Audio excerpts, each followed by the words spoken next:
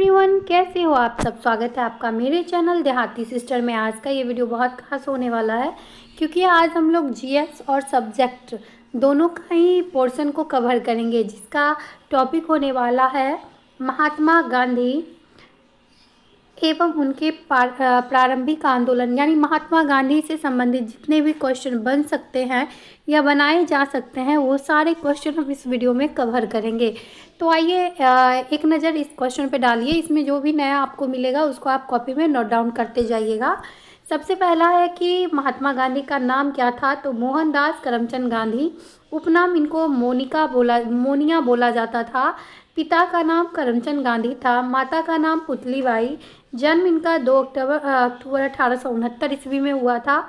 मृत्यु इनकी 30 जनवरी 1948 ईस्वी में हुई थी और जन्म स्थान था पोरबंदर, गुजरात में।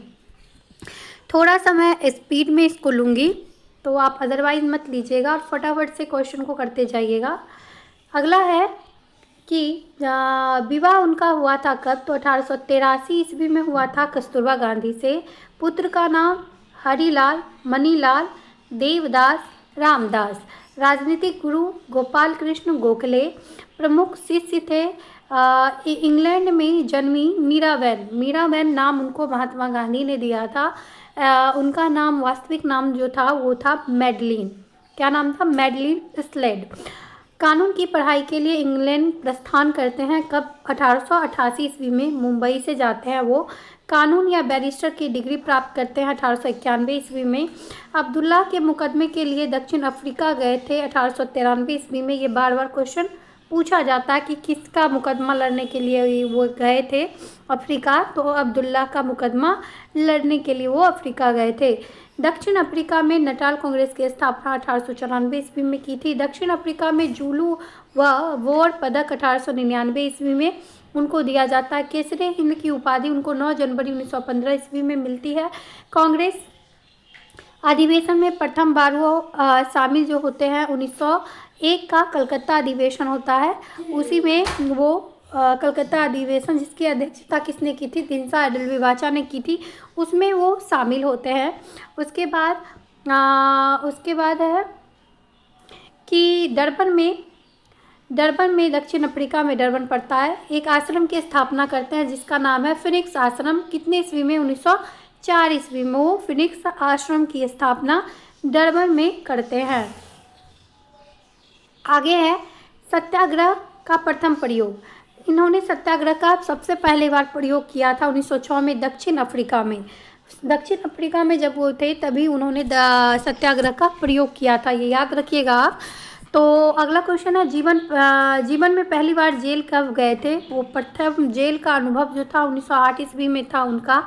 टॉलस्टॉय फॉर्म की स्थापना 1910 में कहाँ पे की थी? जोहान्सबर्ग में, जो कि दक्षिण अफ्रीका में पड़ता है। महात्मा गांधी की दक्षिण अफ्रीका में सक्रियता रही कितने वर्षों तक? ये क्वेश्चन कई बार पूछा जाता है। तो 21 वर्षों तक वो रहे थे। महात्मा गांधी का भारत आगमन 9 जनवरी 1915 को, इसीलिए 9 जनवरी को हम लोग प्रवासी दिवस के रूप में मनाते हैं।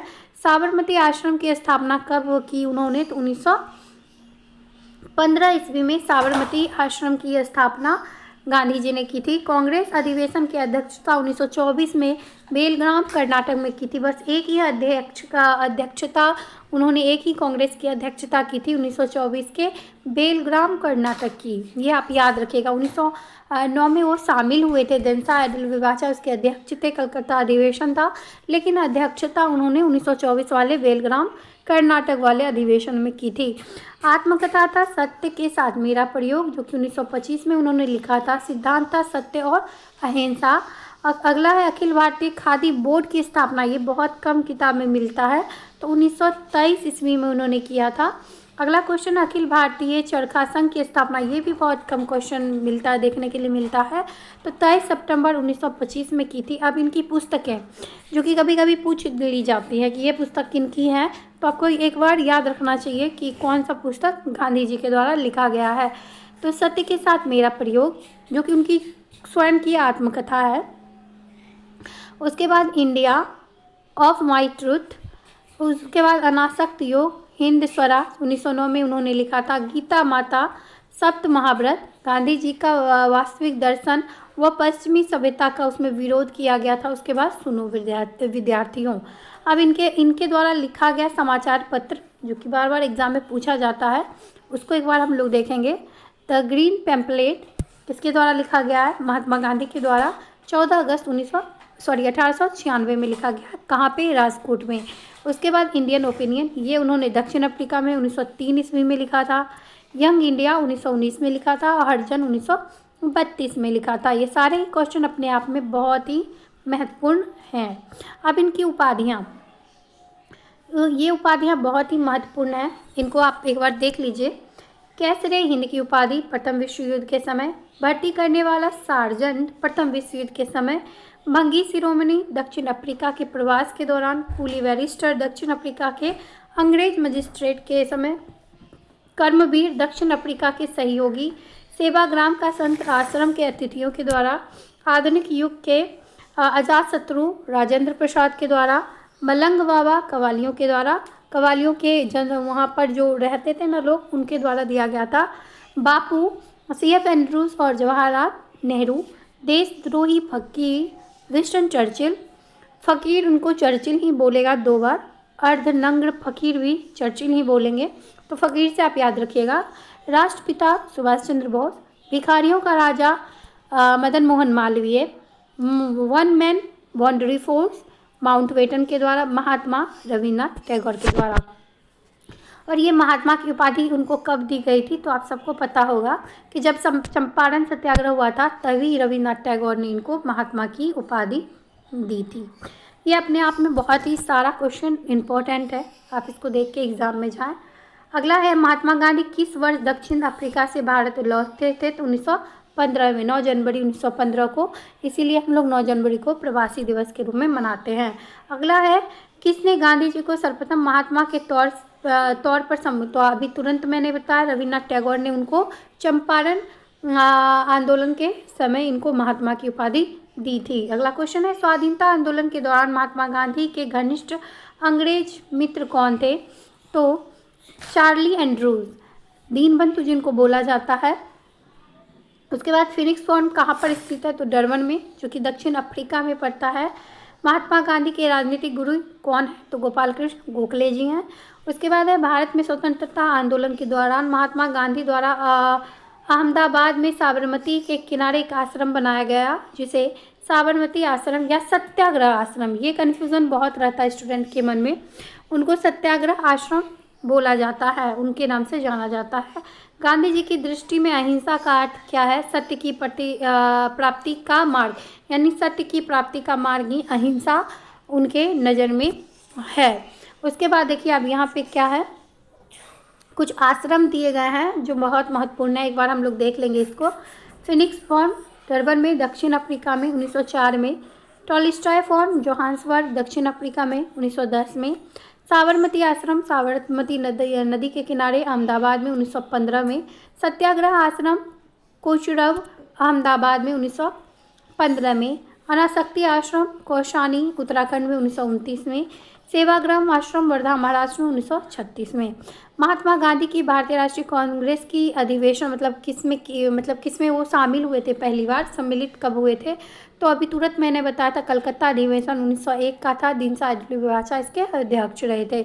ये भी पूछ सकता है कि उस समय कौन अध्यक्ष थे, इसलिए आप याद रखिएगा इसको।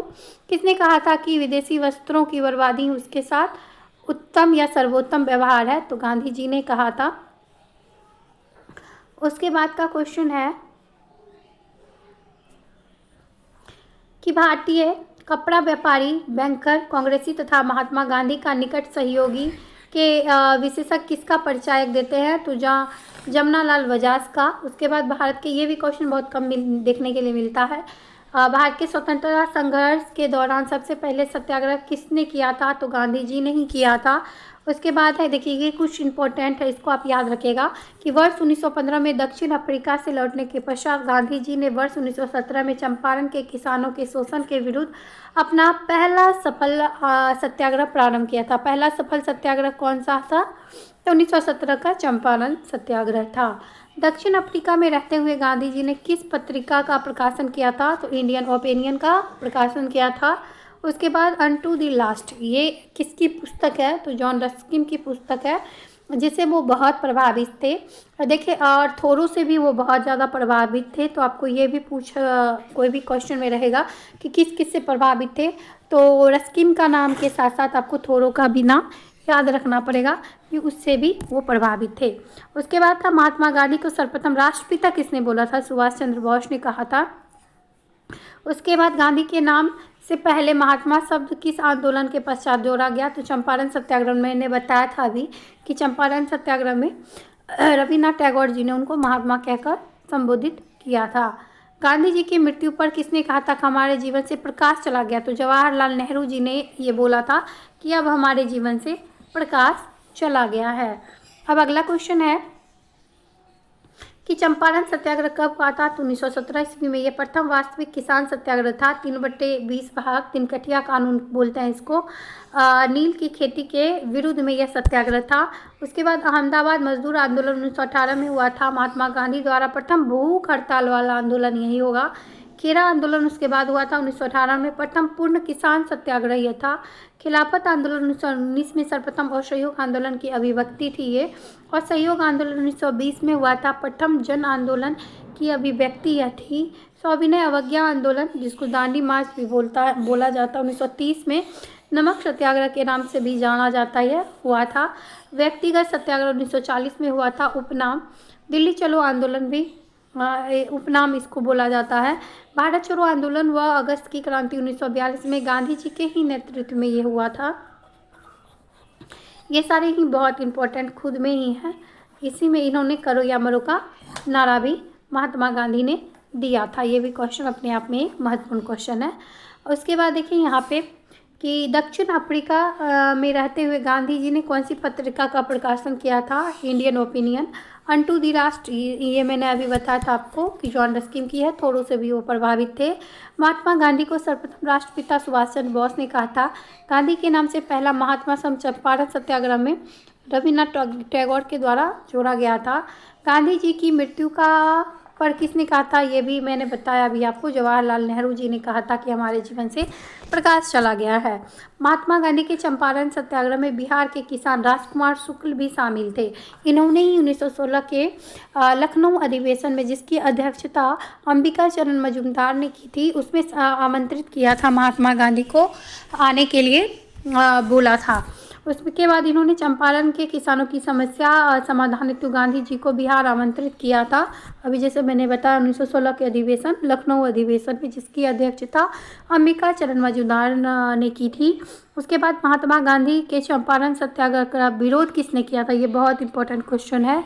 तो NG रंगा ने विरोध इसका किया था। गांधी जी का प्रिय गीत वैष्णव जन किसने रचा था? वैष्णव जन नरसिंह मेहता ने वैष्णव जन गीत की रचना की थी। 15वीं शताब्दी के गुजराती ये कवि माने जाते हैं। पुणे की यदवरा में स्थित आगा खां पैलेस को सुल्तान मोहम्मद शाह आगा खां द्वितीय ने 1892 ईस्वी में बनाया था। ये भी बहुत इंपॉर्टेंट क्वेश्चन है। तो आई होप आपको मेरा एक छोटा सा प्रयास बहुत अच्छा लगा होगा। आज का क्लास मैं यहीं पे एंड कर रही हूँ। और अगर इसी टाइप से टॉपिक वाइज आपको चाहिए क्वेश्चन तो आप ज़रूर कमेंट बॉक्स में लिखिएगा। मैं अगला क्वेश्चन जल्दी ही डालूँगी। इसका अगर आपको PDF चाहिए तो वो भी आप टेलीग्राम में जुड़कर ले सकते हैं। तो टेलीग्राम ग्रुप से ज़रूर जुड़े। देहाती सिस्टर सर्च करें या डिस्क्रिप्शन में लिंक है, उसको आप वहाँ से भी जाकर ज्वाइन कर सकते हैं। Thank you so much video में बने रहने के लिए।